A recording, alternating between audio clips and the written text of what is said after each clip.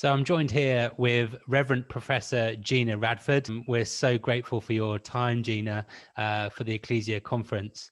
Now, in June 2019, you became a vicar in rural Devon, but prior to that, interestingly, you were the Deputy Chief Medical Officer for England. And so we're here to probe you and question away. But first of all, how's your year been as a church leader in rural Devon? Well, it's certainly been an interesting year, hasn't it? And it has been for all of us. I don't think any of us could have imagined what this last year has been like in our wildest imaginations. And I think probably like everyone, there's been some good parts and there have been some really challenging parts. We've had to think about how we do church. What is it? What actually at the heart is being church all about? So it's really made us think about that, particularly as we have shut our churches at one point, and we've had to think very carefully through this particular wave whether we continue to meet in our buildings. So we've had to learn how to do church differently. It has been great to see the church respond creatively, isn't it? And obviously with your kind of background and your involvement within the kind of medical realm, and specifically being the Deputy Chief Medical Officer, I presume you've been called upon in different kind of arenas to help advise. Yes, I have. And it was really strange because when I left that job, I honestly thought I was putting that behind me. I was now going off to be a vicar. The Lord moves in very mysterious ways. So I've been able to use the skills from one role to bring into another. So I've been advising the Church of England nationally, but I've also been working with some of my colleagues in government as well. So basically, I've been able to use various different skills, and it's just been a really interesting time. And I'm very grateful to the Lord for having given me that opportunity to be able to bring those two parts of my life together. It's been great to see you serve in different contexts and see you on the news, and really giving you a platform as well to speak about the hope that we have. I think a lot of people at this conference, leading churches, they've navigated this last 12 months as best they can. And I guess that, in March now, beginning of March, they're maybe perhaps looking forward to this next 9 months, hoping kind of some sense of hope of a different change. We're not expecting you to have a crystal ball or anything like that, but could you perhaps give us some thoughts as church leaders, and you yourself as a church leader, as to how the future may look the rest of this year? I mean, it is very difficult. I don't know any more than anyone else does. I suppose my thoughts and my messages to myself, as much as anyone else, is firstly, don't forget what we've been through. Don't lose the lessons that we have learned. Don't lose the opportunities we've been given about doing church differently. Let's not, any of us, think that we're going back to the old normal. We're going to go into a new normal, whatever that might look like. So we need to take with us some of the things that we have learned. I mean, I think we've got some challenges ahead. I think one of the big challenges for me is the inequalities that have been thrown up by this pandemic. Inequalities in our societies locally, within our own country, but the global inequalities. But I think the availability of vaccines is a really good example of the haves and the have-nots. And we forget that we are a global world. This pandemic is global.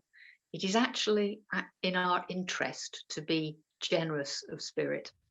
It's not just an ethical, faith or moral issue. Actually, it's an incredibly practical issue because we are a global world.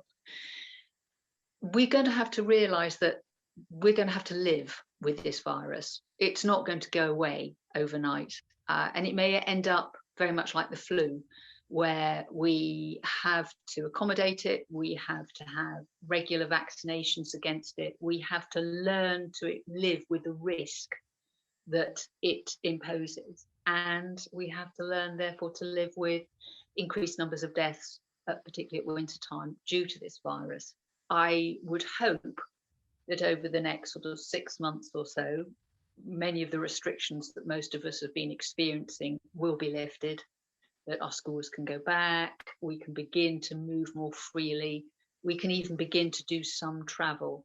But whatever happens, it's not going to happen overnight. Yeah. We're in this for the medium to long term, and all of us just need to take a deep breath, manage our expectations, remember that hope that we've got, not forgetting all we've learned, and just carry on in the strength and the trust that our God has been with us through it all and will continue to be with us. We've no idea what the future will hold, but with him, we are in safe hands. So just to kind of drill down for your thinking for some of this next year, you're saying hopefully some kind of normality in the next 6 months. So you personally, Gina, are you projecting to start to do physical meetings back again sometime this year, or? Oh, most definitely. I mean, we were meeting physically in church right up until we went into the peak of our most recent wave. And we took a decision to close basically because of the demography of our population. We had a number of cases, we've got an elderly population, but we are itching to be able to meet again. And it's not just meeting in the church building, as important as the building is, it's also meeting together for fellowship. Now, we Zoom, we have other ways of doing it, but every now and again you need to give someone a hug.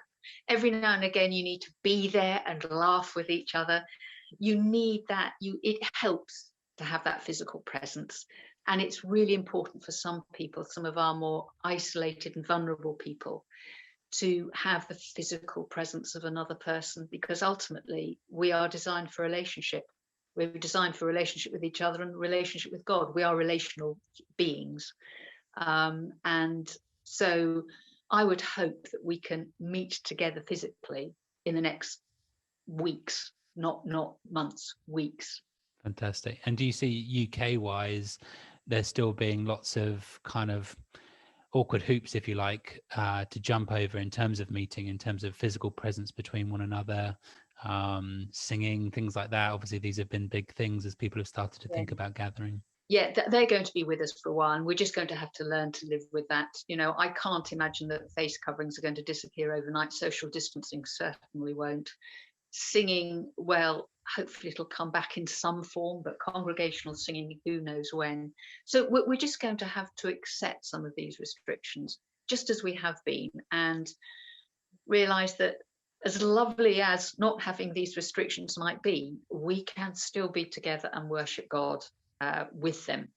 And I suppose, June, just looking a bit broader and wider, many of the church leaders gathered for this conference at Ecclesia will have international connections. They'll be supporting and be supported from people all around the world. And I mean, I just personally seeing something on the news yesterday in terms of the vaccination that you highlighted, the kind of global inequalities going on. And that's something that would be great to pray for. But how do you foresee global travel moving in terms of the next 1 to 3 years? I mean, inevitably, we are going to have to restore global travel because we are such a small world now, and we need global travel to a certain extent for economic purposes, if nothing else. So I can see that will return. However, I anticipate that there will be a nervousness amongst people, particularly those who are not having to travel but are choosing to travel. Clearly, the other issue is, where are people travelling to and from? And in those countries where there are low vaccination rates for whatever reason, they are, of course, going to be slightly high risk countries. So they may be disproportionately affected as the travel opens up. So I can see that travel will open up, but I think it will open up in a patchy way.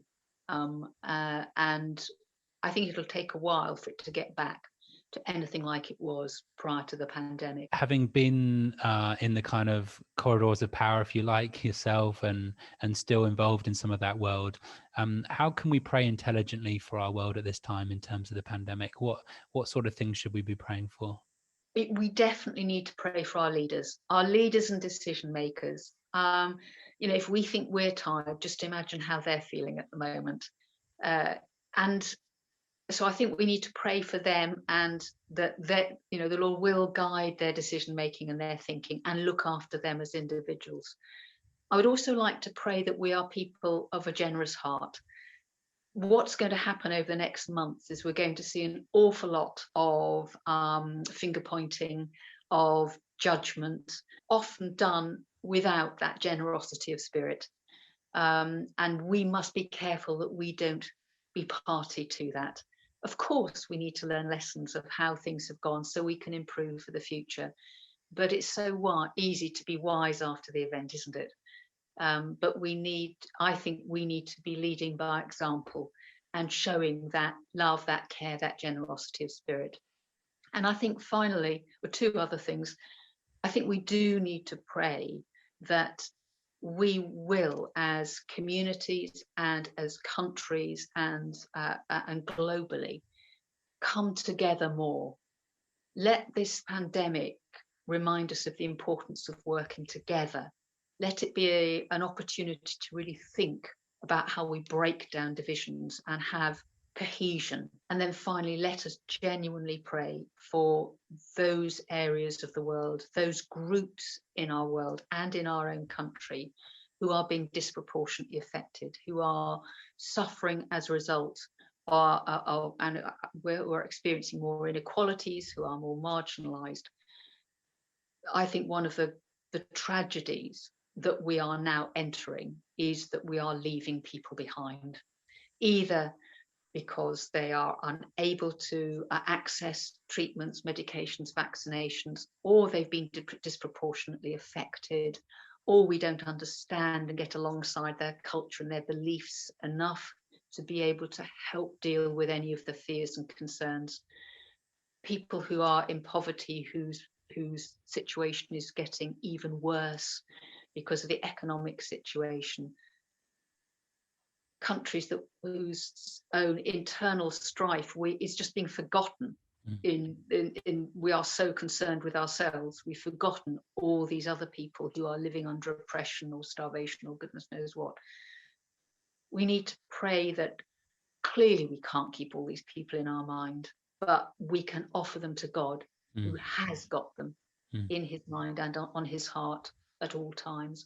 But let's not get so self-absorbed that we forget those who continue to struggle and will continue to struggle, and for whom this pandemic has actually made things much worse.